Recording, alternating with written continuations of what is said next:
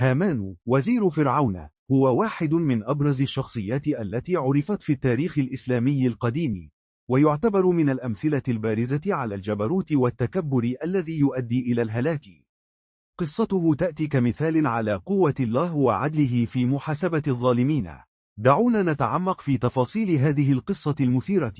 المقدمة: في بلاد مصر القديمة، عاش فرعون الذي عرف بجبروته واستبداده. كان يحكم البلاد بقبضة حديدية، وكان يعتبر نفسه إلها يجب أن يعبد. إلى جانبه، كان يقف هامان، وزيره المخلص والمستشار الأكثر ثقة.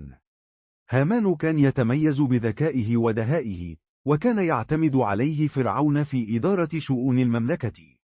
دعوة موسى عليه السلام: في هذا الوقت، أرسل الله نبيه موسى عليه السلام إلى فرعون لدعوته وقومه لعبادة الله الواحد وترك عبادة الأوثان. جاء موسى إلى فرعون بمعجزة عظيمة، منها العصا التي تتحول إلى ثعبان ويده البيضاء التي تضيء عندما يخرجها من جيبه. هذه المعجزات كانت تهدف إلى إثبات صدق دعوة موسى وأنه مرسل من الله. رد فعل فرعون وهامان: عندما عرض موسى هذه المعجزات أمام فرعون وحاشيته، شعر فرعون بالغضب والخوف. لم يكن يرغب في الاعتراف بوجود قوة أعظم منه. هنا دخل هامان على الخط، مستغلا خوف فرعون ليحرضه على عدم الإذعان لدعوة موسى. فرعون بغضب: ما هذا السحر؟ من هذا الرجل الذي يجرؤ على تحدي سلطتي؟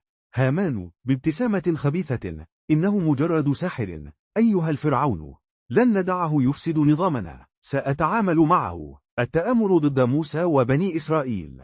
بدأ هامان في تنفيذ خطط للتآمر ضد موسى وبني إسرائيل. شدد هامان على زيادة الرقابة والعقوبات على بني إسرائيل لمنعهم من اتباع موسى. كان هامان قاسيا في تنفيذ أوامره، واستخدم جميع وسائل الضغط والإيذاء الممكنة. بناء الصرح.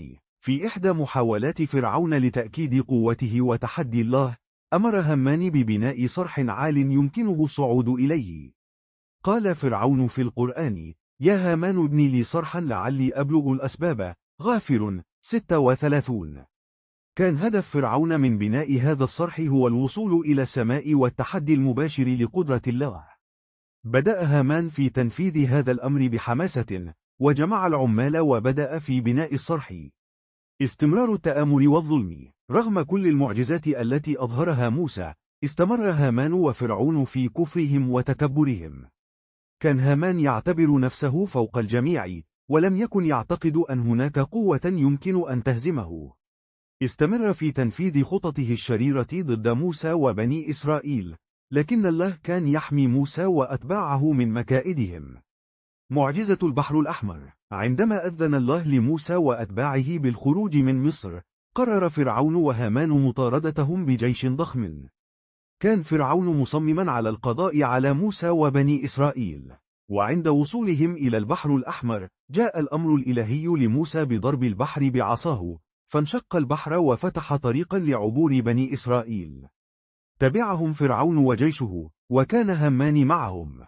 نهاية فرعون وهامان. عندما حاول فرعون وجيشه العبور من البحر، عاد البحر كما كان وغرقوا جميعا. قال الله في القرآن: فأخذتهم الصيحة مصبحين فجعلناهم غثاء. هود 67 إلى 68. كانت هذه النهاية الحتمية للتكبر والطغيان. غرق فرعون وهامان وجيشهما بأكمله، ولم يبق منهم أثر. العبر والدروس المستفادة. قصة هامان وفرعون تظل تحذيرا لكل من يتكبر ويظلم. تعلمنا القصة أهمية الإيمان بالله والثبات على الحق، مهما كانت التحديات والصعوبات. تذكرنا القصة أن الظلم لن يدوم، وأن الله دائما يقف مع الحق والمظلومين. هذه القصة تحمل في طياتها الكثير من العبر والدروس التي يمكن أن نتعلمها ونعمل بها في حياتنا اليومية. إنها قصة تجسد قوة الله وعدله، وتذكرنا بأن نهاية الظلم والطغيان هي الهلاك.